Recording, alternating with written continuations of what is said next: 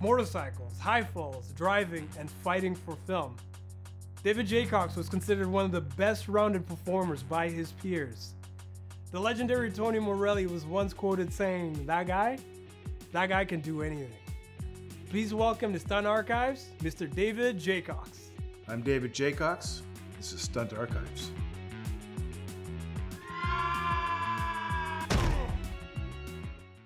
Good morning, Mr. Jacox. Good morning.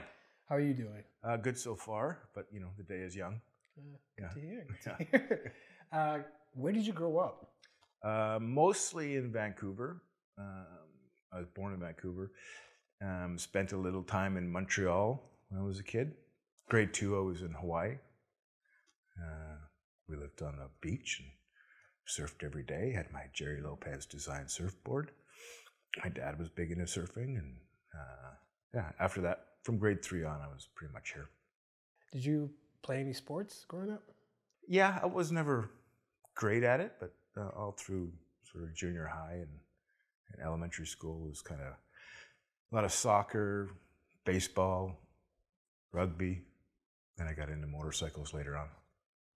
What was it about motorcycles that caught your interest? Well, my dad was really into them. My dad had a background in car racing, which he kind of stopped when he had kids.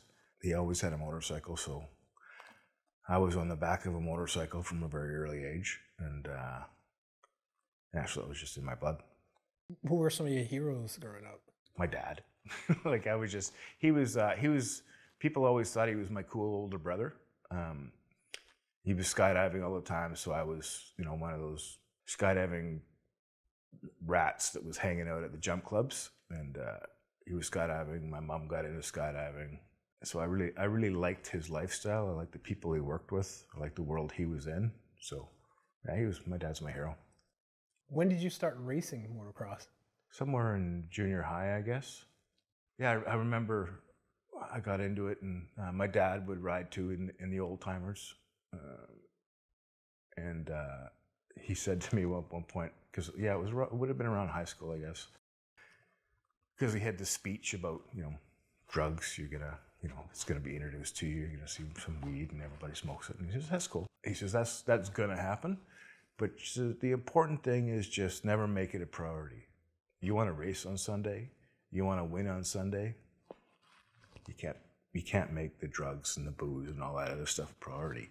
You gotta learn how to moderate that. It's kind of a cool little speech. And what career did your dad have while you were growing up? He's a creative director, writer, commercials. So that was part of the reason why he moved around. I didn't know really about the film business and stuff, but commercials are kind of part of that. So I just dug his lifestyle and I dug his people, and I just kind of wanted to do that somehow. The biggest part of it was just the fact that, because of what he did, I think, and because he was creative and had gotten into a world where that not everybody did. It wasn't your typical kind of job.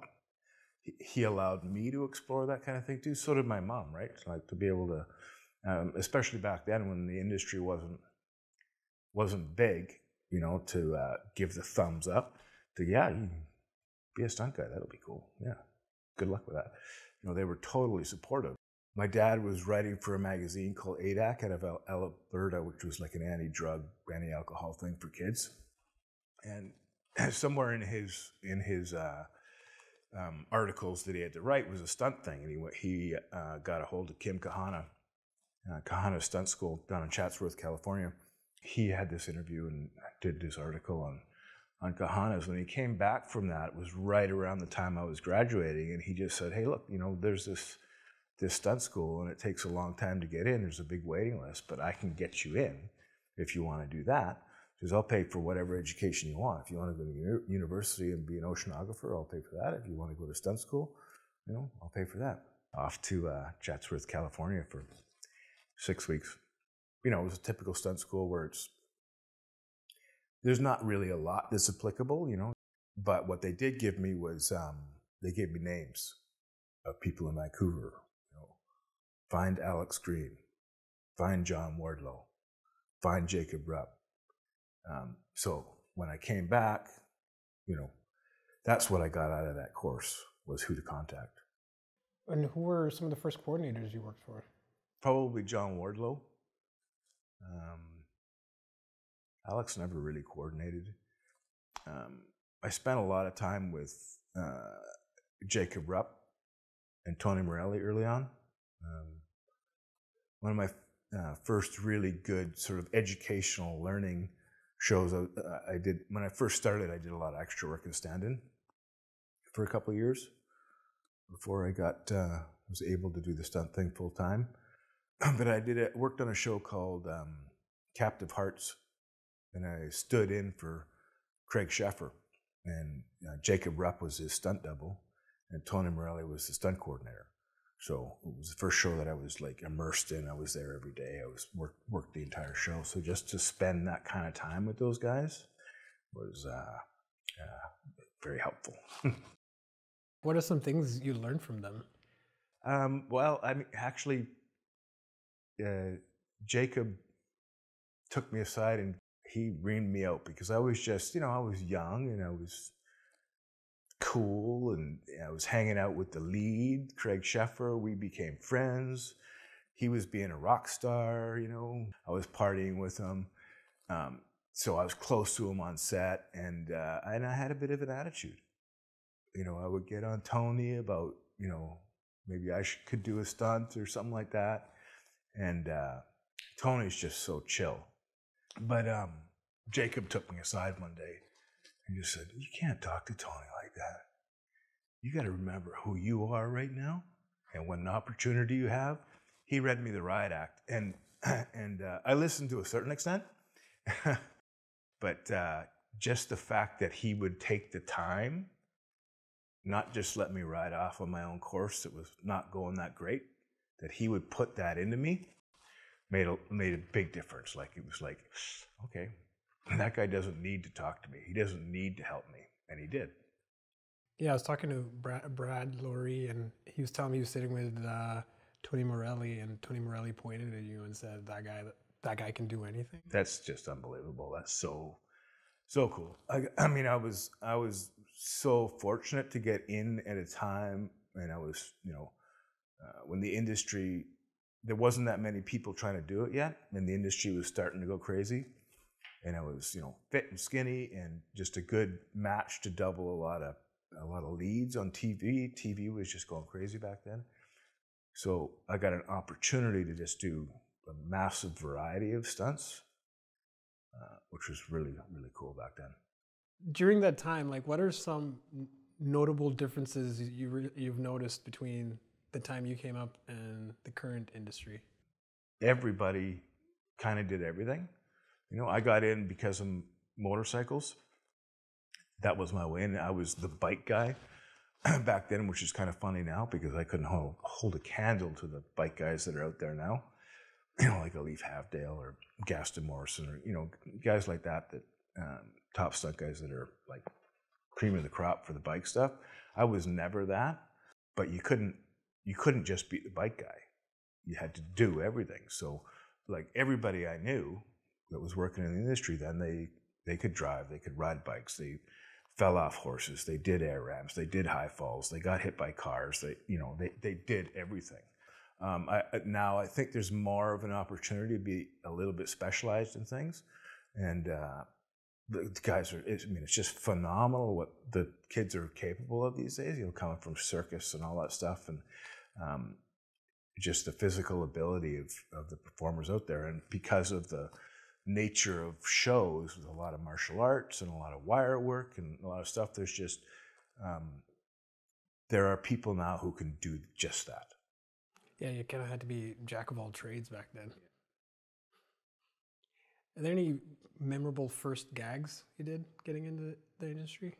Well, on Neon Rider, Danny Virtue gave me my first ever car roll, which was pretty epic because Danny Virtue's, there's a whole story of what he did to help me out. But he had a car roll come up on his show and gave that to me. And, there were other guys that were doing turnovers at the time, so I don't know how happy they were about this kid that got that shot, but I got it. 60-mile-an-hour pipe roll, and so that was pretty sweet. I did a gag with on beachcombers, which would have been very early on in my world. An episode called Anatomy of an Accident, and Keith Wardlow is driving this old convertible Cadillac, and it's just a series of different accidents that happen, but he runs into John Wardlow's up on a ladder on a roof. Keith plows into the ladder. John falls off. The ladder goes across the Cadillac-like wings over top of Keith's head. Keith's wearing a cowboy hat. Cowboy hat gets pushed down over his head, so he can't see. Now we're over in Gibson's. He's screaming down the dock in his Cadillac. Can't see. So our gag was when me and JJ are just walking down the dock. We're two fishermen walking in on the dock. And here comes this Cadillac with the ladder out like wings. And we turn around, and the ladder scoops us up. So now we're facing, traveling backwards on this ladder. And it's screaming towards the end of the dock, drop off about 20 feet into the water. John said to me, so we're not going to cable his car. We're just going to have Keith hit the brakes at the last second and not go off the dock. And you guys are going to fly off the dock. But Keith can't see, and he's just got this little cutout in the top of the hat to be able to see. He's got no depth perception. So you have to tell him when to stop. So I'm riding on the ladder, and I'm kind of looking over my shoulder as the water gets closer to the edge of the dock, and just scream out, stop, at the last second, and he hits the brakes, and JJ and I go flying off into the water, and Keith, the car slid right into the bumper at the end of the wharf, at the little wooden curb, and the sign that was up there, he hit, the sign broke off. So it was like, very close to the car going over the edge. So just to be put in that spot at that time in my career was, it was just so cool to have the trust from those people and everybody. It was pretty awesome. So it was a pretty memorable moment for me. And then, and then we hit the water, and I'm swimming over to JJ, and I'm doing the funny thing and pushing him underwater and laughing away, but he was like drowning, and I thought he was acting, and he was kind of pissed off after, but it was fun. Well, during your career, who are some fellow performers you look up to? Initially, like John Wardlow and Alex Green, sort of gave me like the idea of how to be happy and joyful and just, love the industry. And, John working so hard behind the scenes with the union, with the border, with just trying to bring business to BC, and his passion for filmmaking.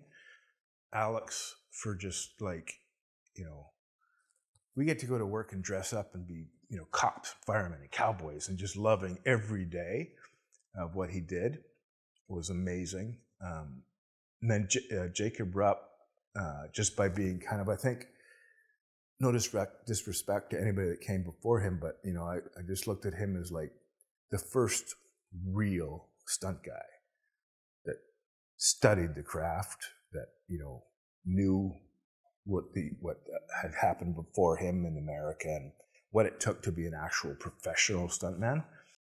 He gave me a real aha moment. I was on Stingray, and Jacob was doubling this old man. And the scene was, the old man has stolen some diamonds. He's got this bag of diamonds. He's running down this train track, and this helicopter comes in, and it's loaded with guns, and it shoots him. So he's got this bag of diamonds. He's running down a train track. There's hits placed all along the train track for the gunfire from the helicopter. So it's timing, it's expensive, there's a helicopter. When they called action and he took off, he became the old man.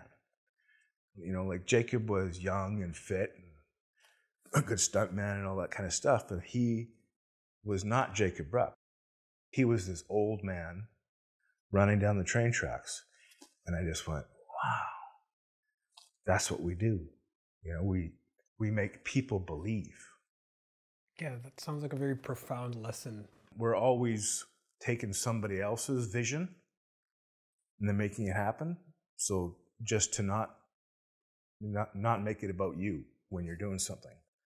Understand that you're trying to create somebody else's vision for the audience. It kind of like highlights the performative side of the stunt industry. Yeah, and interestingly enough, there's still a layer of performance, even, you know, driving a car in a car chase. It's still a character that's driving that car. But maybe it's maybe you're doubling, you know, an old man driving a car, and they don't want it to drift. They want it to push through the corner. But you still have to bring the character to the car, and that goes all the way down the line. I mean, it's one of my bits of advice to anybody who's starting out is just to put a higher focus on acting. Typical in our world to be hyper focused on the physical aspect of it, which is, you know, really important, especially these days. Acting's a very important skill to have in stunts. Jacob taking you aside and giving you the advice, hey, you can't talk to Tony Morelli like that. It sounds like a very humbling moment in your career. Were there any other moments that were like humbling, like taught you some valuable lessons? I didn't do a lot of humbling in my time. You know, I had such great opportunities and such great community support. Back then I was very lucky. In some ways that was a kind of a detriment, I think. I look at people that, you know, like a Mike Mitchell or a Melissa Stubbs, and people that worked in the States and worked in other places and had difficulties, and people that didn't accept them and didn't want them there, and the hardships that they had made them, you know, who they are today, right? Those are a couple of very successful people that have had to deal with a lot of adversity. You know, I feel like I got pretty lucky with that. What are some of the proudest gags you've been part of? Probably the things that I'm most proud of would be things that I've coordinated, where I've had the opportunity to be part of the creative process, and, you know, to have, you know, read a script and talk to the director and deal with production and have ideas and see them implemented and see them come out on the screen and be a part of the process to make something cool. That's something that I get proud about. Input into scripts, like I did a show a long time ago called Shiny New Enemies, and I love the script and I love the directors on it. And when I went into my meeting, I prepared not just to talk about the action, but stuff that was out of my jurisdiction, you know, but I just felt like it was important. Dealing with actors when they have difficulty with the sequence, it doesn't fit. They come in with an idea that it doesn't work for them. It's not part of their character. It's not how their character would work. And I've already looked at that and been familiar with their character and understood what it was that character needed to achieve to get to the next place, and designed the sequence to incorporate that. And so to see that work, see an actor unhappy with what's written, the way that it's written, and then have adjusted it to work for their character, that kind of stuff I really enjoy. Okay, we're gonna get into some technical stuff here. Can you explain what a cable-off motorcycle stunt is? Well, it can mean two things, I think. You could be riding the bike and somebody's gonna knock you off it, so you're on a cable in a harness with a wire going back, and so you ride to the end of the cable and you stop and you go flying off the back of the bike. It can also be the bike is cabled, and so you ride to hit something or something happens to the bike and the bike gets stopped and you go flying off. Those are cable offs. Any memorable cable offs you've done in your career? In both scenarios, yes. There was one on where I got taken off the back of a Harley. It was broken badges, I think. And it was the gag was I can't remember which bridge, some bridge downtown. But Scott Nicholson, he's up on the bridge and he bungee jumps off the bridge, and I'm riding by underneath on a Harley, and he bungee jumps down and takes me off the bike. It was pretty early on in my deal. I didn't have a harness. We weren't doing a lot of wire stuff. And Gary Combs was the stunt coordinator, American guy. Gary gave me his harness, which was basically this flimsy little loose fitting things, like I might as well have got lassoed off the bike. No helmet. The pick on me was like level with me. It wasn't up high. So where you're picked on your body and where the other end of the cable is, where it starts, affect what happens to your body in the air. So because I was picked mid back and the cable was level, it's going to turn me over more when I come to the end of the cable. If the cable's higher, then it's going to allow me to land, not turn over as much as I get pulled back. Or if the pick is lower on me, then it helps me to not get turned over as much. So it's just body positioning. It was just hardcore. It was down and dirty. It was concrete. It was fast. It was no helmet. I hit second gear on the bike and got yanked off and whacked my head on the concrete. There was no rubber down. There was no pads, nothing like that. And, so that was pretty cool. So the other one was a bike cable off. It was a big, heavy bike, and I wanted it to turn. Danny Virtue was coordinating. We wanted the bike to turn over very violently, and so I made some mistakes in terms of how I set it up, with really locking out the front forks, not allowing any compression, picking the cable really low on the forks, trying to get as much violent action in the bike. So I hit the button and go over and drop 10 feet down to a bunch of porta pits, a bunch of pads. But just the way that I set it up was too violent. And it shattered my fib, talus. As it came over, just from the compression of the foot pegs against the bottom of my foot, it was, it looked awesome. Everybody loved it. And lying in the pads, and Danny's like, "That was awesome. You good?" Nope. I had a gag in Calgary. I think it was Viper, and riding the bike. So it was a CBR 600. And we're on this parkade. It was about 20 feet up, and what we wanted was the guys ride along the parkade. Got a fence there.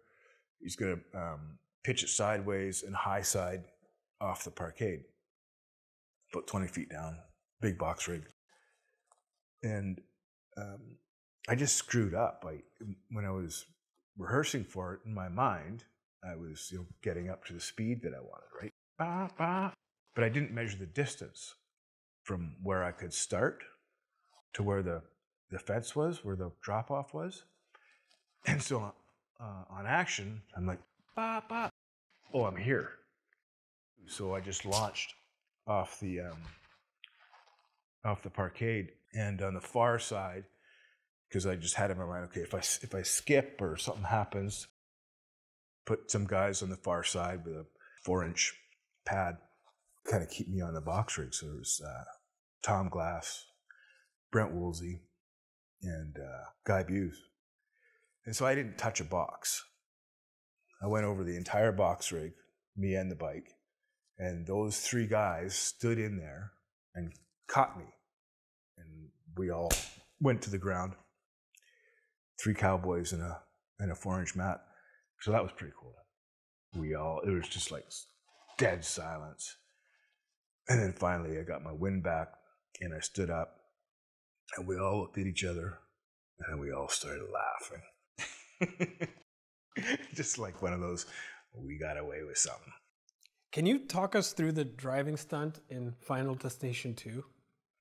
My first cannon roll. Somebody else had done it. That was supposed to do it, and they weren't happy with it. Mostly because of just the position of the car. The logs come off the logging truck, and so the idea is that the car that I'm driving goes sideways, hits the log, and tumbles. So it was really important for them that the car is completely sideways. It was a bit unfair to the original driver because they used a physical log. So they had to try to get to that log close enough to make it, look like that's what created the turnover. And at 60 miles an hour, that's a really difficult thing to accomplish. And so when they weren't happy because they didn't get it sideways enough, I got the call that day that we're going to do it again tomorrow, and you're going to do it. And that was my first cannon roll. And so they just wanted me to be exactly sideways when I hit the button at a specific mark, and then they would digitally put the log in. But it was still like, somebody didn't get this right already. Now I'm doing it for the first time. American coordinator, American director, Freddie Heiss was the coordinator. There were some big names there. Scott Nicholson was the Canadian coordinator. So yeah, it was pretty high pressure, but it went awesome. And so many people did such cool stuff in that sequence. Ernest Jackson on them, laying down the bike, and Hospice turning the car over, and Guy Buse driving the dump truck, I think it was, and Tommy Glass. And just Jacob was in there. I mean, so many cool gags in that sequence. It was pretty awesome. Can you tell us about the turnbuckle story? Lou Bolo was coordinating. I think that might have been the pilot for 2, back when I didn't know that much about things. We had turned the car over, doing a big pipe roll in this van. It was, 60 miles an hour-ish, and big gag. It was still pretty early. I'd done a few of them, but one of the complications, or one of the things we always had was difficult, was just getting your harness tight enough, especially your lap belt. And so I came up with this great idea that I could put a turnbuckle in line with my harness. And so we'd get it as tight as you could, and then you could just rotate the turnbuckle to get that last half an inch of tightness that you wanted. And so I put it in there, and it worked great. But I'm no mechanic, engineer kind of person. And I went to Home Depot and got an open-ended turnbuckle. And that should be, it's steel. It's got to be pretty strong. So, once we did the pipe roll and the van came down on its side, slap, and I come loose right away. The turnbuckle just split opened up, and I'm rattling around inside the van. It was all fine, but it was an interesting ride for sure. With some of the stories you've shared about some of the motorcycle and car wrecks you've done, what has been the worst injury you've had? Broken back. I wasn't originally supposed to do the gag. Somebody else set it up, not the way that I would have, in terms of the seat placement. He was a bigger guy, so this little cab of the truck, no back in the cab, so it was kind of short, and he set it up for his legs, so the seat was quite upright. There was another show going on at the time that had taken up all of our hydraulic ramps to turn the truck over, which are kind of kinder. So we used an old school powder and piece of wood, really old school cannon thing. It's explosive, yeah, I think and it broke the frame of the truck when it fired, and so just a combination of being too upright in the seat and a massive explosion. It was probably a little more powder than we needed, and the truck coming apart. So yeah, as soon as I fired the button on the cannon, I thought the cannon had actually come apart and had come through the cab and hit me in the back, because it was just unbelievable pain in my back. As soon as I pushed the button, and then the thing's tumbling down the road, and I'm just kind of going, "Oh, stop. This is awful." Yeah, then we finally come to a rest in the field. It was all good. Looks awesome. It's an awesome gag. It's really cool. But I was making some very strange noises.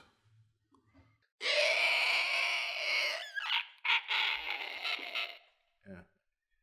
It's a weird thing that happens to your lungs. They said it was really normal. They gave me something that you breathe, and it wasn't oxygen. It was something else they put into your lungs. But something happens in relation to your back when that bad thing happens. It does something to your lungs, and they gave me some kind of chemical or whatever to make it stop happening, because I sounded stupid. But I've been really lucky as far as the computer goes. Been to sleep a couple of times, but nothing massive. So gotten pretty lucky with that. Yeah. Have you made any sacrifices? Oh, I haven't made any sacrifices. No, there's been nothing but gifts. I haven't had to make any sacrifices. Yeah. I wouldn't look at it that way at all. Getting your start with, adrenaline sports with your dad, I've heard that you also got your dad a few stunt days. Yeah, it was really cool. Yeah, somewhere along the line, he just, I loved his world. I loved his business when I was growing up and stuff. And then it just kind of transitioned, and he loves my world. Like he loves all the people that he's met and stuff. And he's pretty jealous, actually, of what he's helped me create. I had a thing on a show I was coordinating, Rogue.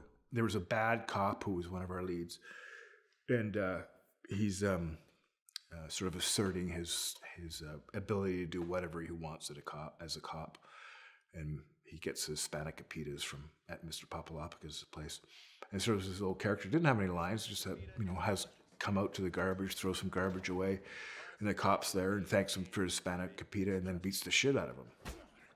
And so I pitched my dad, because I'm like, old stunt people, generally there aren't any. They kind of stopped doing that at a certain point. And so I said, well, here's my dad. Here's a picture of him. He's been behind camera before. He works in the industry kind of in advertising. Like, he's smart, he's fit, he'll be fine, he'll be into it. And so they agreed to give him a shot, and he was awesome. What would you say, being on set with your dad and both of you being stuntmen, would you say that's one of the proudest moments in your career? It's pretty cool, yeah. Like, to see our names together on the call sheet, David Jacox Sr., David Jacox Jr., yeah, it's pretty epic. Yeah, he deserves every bit of that, man. He got me here, and he knows it. What are some other proud moments? I don't know, man. It's like this whole thing is just it's where all my friends are. Like, I don't have friends outside of this business, and I have so many friends. So just being a part of this world is just so cool. There's like the people that are my friends in real life wouldn't be my friends.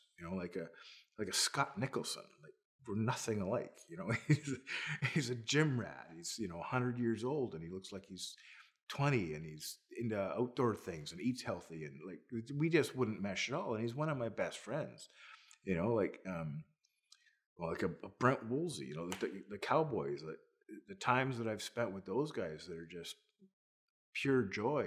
Like the different kinds of people that can become successful and have intertwining moments, thoughts, passions. It just brings so many different people together. So, I mean, that's my favorite thing about this world is the people. So cool. How many times do you think you've broken a vehicle on set? Well, a lot, but I mean, the coolest thing in the world is getting paid to wreck somebody else's stuff, but not any more than any of the other top guys that are doing that. I don't know, 20? Not a ton. Out of those, any favorites? Different ones for different reasons. Like if you look at my reel, there's in the opening, there's the cop car with the explosion, and I just love it because it looks so good. It was the last time I used a button in my hand to fire a cannon. So that's the way I always used to do it. But when we started off, I wanted to put the car in drive because we wanted to get up to like 60 miles an hour, and I'd accidentally put it into second. So we go, and I can tell right away, I'm not going to get up to speed. I'm not going to get to where I need to be. And I've got this button in my hand with the cannon, so now I'm trying to get the shifter and slide it up in the drive and not, accidentally push the button before I'm supposed to. So when you're doing a cannon, there's obviously electrical circuits that go through a variety of boards and eventually get to the cannon and fire it off and turns the vehicle over. I don't understand enough about it, but I've got a button that makes that happen. So when you're going hot, whether it's an explosion, a bunch of squibs, gunfire, things, fire, propane, anything that's electrically connected, there's a moment where they call going hot, which is when they complete the circuit other than what the button is to make it fire. That's kind of the scary moment. That's when things could accidentally go off. And in this case, you have all your switches, your buttons and stuff in the car, so you have to turn it to a certain place before it's able to be hot, and then you push it and it fires. So we've got it off. Everything's off. We special effects. My safety guy, Mike Mitchell, is standing there. He's watching me. It's off, it's off, it's off, it's off. Double checking everything. And now it's up to the special effects technicians to connect that last little piece. So now I can switch it to fire and go through the gag. And he's connecting that last little, and they have a safety in their system on their board. If it's hot and I've done something wrong, it will light up red and indicate to them that they can't connect it, they can't go hot. And everything was good to go hot. And he connected it, and boom, the cannon went off. And I'm the safest guy in the house because I'm ready to do a cannon roll. I'm all strapped in my helmet, my mouth guard, and ready to do a cannon roll. And the van goes up in the air and lands on its roof at number 1 mark. But there's a whole bunch of people, special effects people and stuff, standing around outside the van that were in a very scary spot. So I learned from that that nobody will ever be at my vehicle making me go hot. They can do it remotely. They can do it with a trailer brake. They can do it standing away from the vehicle. I don't know technically enough about what they create in order to make it safe, but sometimes I think redundancies can make complications. So I don't know enough about how they set up all that stuff to say for sure. So other than coordinating, how else did you give back? I've tried to give back a little bit, I guess. Over the years, I was vice president of Stunts Canada. I was president of Stunts Canada. I was on the MBT for many years. I was on the stunt committee for many years. So I've tried to kind of give back a little bit that way. Yeah, hopefully, I guess by what I did for the community will hopefully be that, all like my friendships, all those people will go, yeah, Jacox is cool. Yeah, I didn't do much other than exist, be here, enjoy it, take advantage of the opportunities. Would you encourage other performers to give back like you did? I think that another thing my dad taught me was how to be selfish, and that how being selfish is the best way to give to other people. You give to yourself first, and you can give to other people. So when you go into situations that don't seem great, like, do I want to be on the MBT? Sounds really boring. Do I want to be on, the stunt committee and have to deal with emails and communicating emails and all that stuff? Sounds like it kind of sucks. If you look at it like, well, I have to give back to my community, I have to do it because I've gotten so much from this, so I have to give to that. You're doing it the wrong way, in my opinion. You have to look at it like, what does it bring me? Why would I want to do that? And it gives me an opportunity to work in a different mind space with different people, with different ways of communicating, and that just translates to how I can deal with the rest of my world. So I always figure out how to give back by being selfish, So yeah, definitely. Those things were helpful to me to be part of the union committees and stuff. It's all good. What advice would you give to future or current performers? Not really one to say, because it's evolved so much. It's so different than it used to be. Like so many of us came from, cowboys were the original stunt people, and they learned how to fall down by falling down.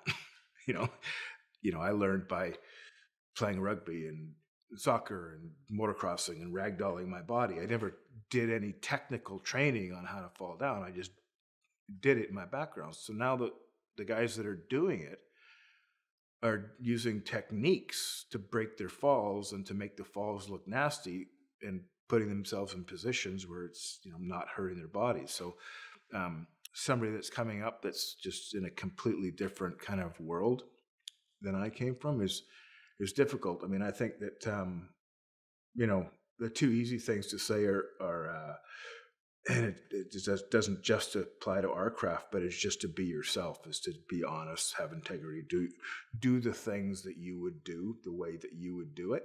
It's really easy to look at somebody else and say they're successful, so I want to try to emulate that.